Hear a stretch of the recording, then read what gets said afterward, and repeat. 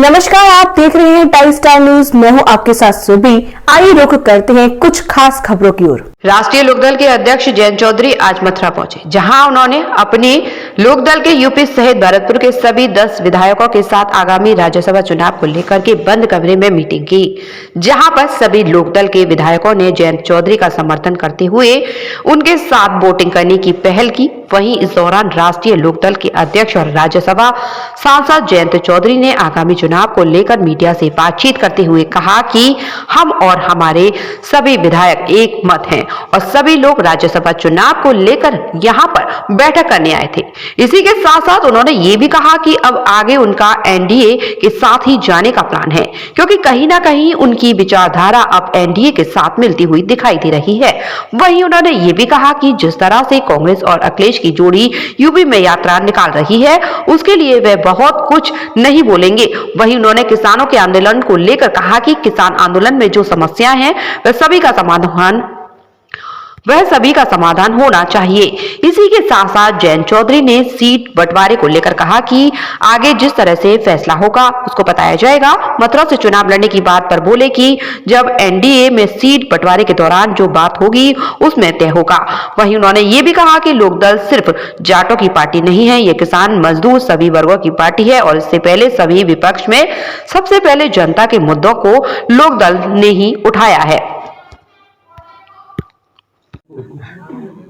आगामी जो लोकसभा चुनाव है, क्या उसमें जिस तरह से संज्ञान लगाया जा रहा है कि मथुरा से आप चुनाव मैदान में आने की शंका है? ऐसा कोई निर्णय मैंने इस संबंध में कोई सोचा भी नहीं, ना ऐसा कोई निर्णय हमने लिया है।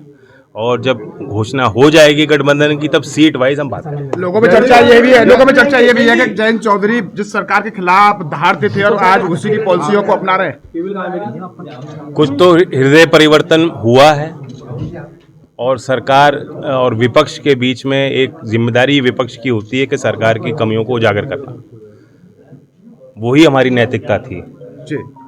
जब हम सरकार के साथ शामिल होंगे, एनडीए में शामिल होंगे, तो अब अंदरूनी तौर पे जो कमियां होंगी उनको उजागर करते रहेंगे, अपने मुद्दों को आगे रखते रहेंगे और सार्वजनिक तौर पर मजबूत कैसे हो गठबंधन उस पे विचार करेंगे। किसानों की पार्टी है, किसानों में जाएंगे क्या जो किसान आंदोलन चल रहा है उसको लेकर क्या कहेंगे? किस तरह का आपका हल निकलना चाहिए? बातचीत कई दौर की हो चुकी है। पिछली बार बहुत लंबा समय एक आंदोलन चलता रहा और सरकार और किसान के बीच में उस प्रकार का संवाद स्थापित नहीं हो पाया। कुछ ही दिन में आपने देखा कई बार बड़े बड़े मंत्रियों को वहाँ भेजा गया है, पंजाब सरकार के मुख्यमंत्री को भी बैठक में शामिल किया गया। तो ये सिर्फ एक पार्टी तक सीमित नहीं, विभिन्न राज्य के जो है सरकारों से भी राय ली जा रही है कि किस तरह से हल निकाला जा सकता है। जयंत जी, क्या आप मानते हैं कि जाटों को संगठित करने में, एकत्रित करने में आप विफल रहे, इसलिए आपको भारतीय जनता पार्टी का लोकदल जाटों की पार्टी नहीं है।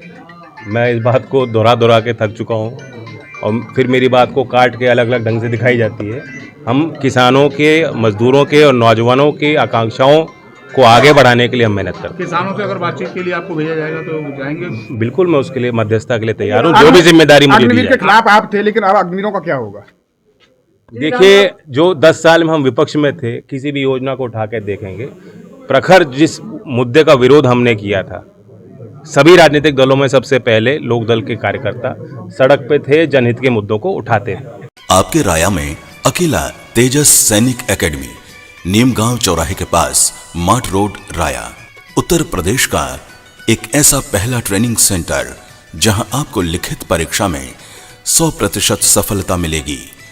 सेंटर में SSC, GD, army, UP police, air force, navy, video, railway, CISF, BSF, ITBP, CRPF, RPF, Assam rifles और बैंक की लिखित परीक्षा की तैयारी कराई जाती है।